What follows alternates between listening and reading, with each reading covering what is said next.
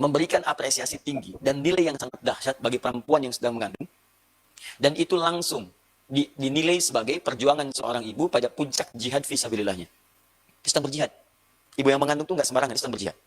Bahkan ketika seorang anak pun sudah tumbuh, kata Allah kalau dia tidak persoalan dengan orang tuanya, maka dia mesti ingat bagaimana ibunya berjuang ketika mengandungnya. Saking tingginya Allah mengapresiasi proses kehamilan itu. Kata Allah, "Wassaynal insana biwalidayhi", Quran surah ke-31 ayat 14. Ya, saya wasiatkan kepada setiap anak untuk berbakti kepada orang tuanya. Ketika bakti itu disebutkan, ibunya lebih duluan. Perhatikan kalimatnya. Hamalathu ummuhu wahdan ala wahdin. Kamu mesti ingat, ketika seorang ibu itu mengandung, dia berjuang dengan perjuangan yang sangat luar biasa. Tidak mudah dia berjuang dengan itu semua.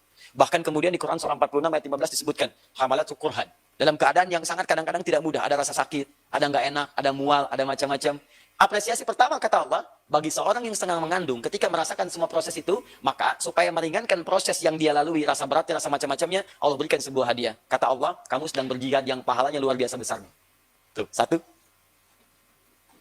Jihad itu kan kalau dikerjakan, maaf, kalau dia lulus, dia mujahid. Kalau wafat, dia syahid. Pahalanya langsung surga. Maka motivasi pertama para SPOG kepada perempuan yang sedang mengandung, ketika sampai dia datang, yang memberikan ketenangan pada kandungannya, ketenangan pada jiwanya, sampaikan, Bu, selamat ya, ibu bukan sekedar mengandung, tapi sekarang ibu sedang berjihad, yang statusnya sangat luar biasa. Kalau ibu berjuang, ibu jadi mujahid, pahalanya luar biasa besar. Mana Pak? Sampaikan. Sebenarnya Bapak ustadz apa dokter sih? Nih, misalnya, tolong.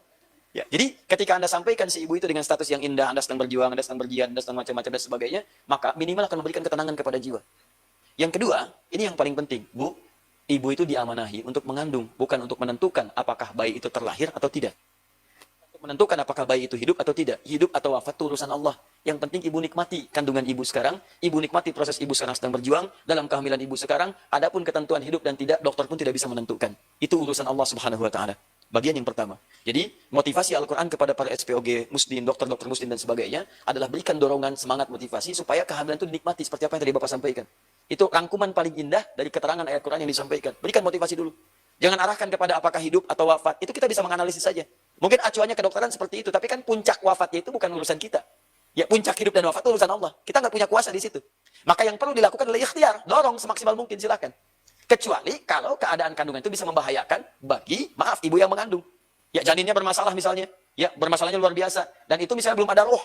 Ya, belum ada rohnya. Kalau belum ada rohnya, itu bisa dilakukan tindakan. Dengan mengeluarkan misalnya, ya, janin dimaksudkan, itu diperkenankan, sepanjang itu diduga mengancam nyawa ibu yang mengandungnya. Atau yang kedua, banyak pilihannya. Ketika dalam kandungan, kandungannya luar biasa dahsyat, kemudian terjadi misalnya pendarahan hebat, misal kasusnya, bisa mengancam kepada nyawa ibunya. Maka dalam fikih ada pilihan. Apakah yang dipilih ibunya atau anaknya? Ya, maka dalam fikih prioritas itu yang dipilih ibunya. Ibunya yang dipilih. Walaupun anaknya kemudian mesti keluar misalnya, dalam keadaan demikian, tiba pada ajalnya. Karena ajal itu bukan urusan kita. Kalau Allah berkehendak dia lahir dengan selamat, bahkan bisa terjadi anaknya selamat, ibunya meninggal. Bisa terjadi. Kita tidak bisa mengatur. Yang kita tentukan, lahir nih, ya ibu bisa wafat nih, atau anak selamat. Tapi ternyata kejadian terbalik. Anaknya wafat, ibunya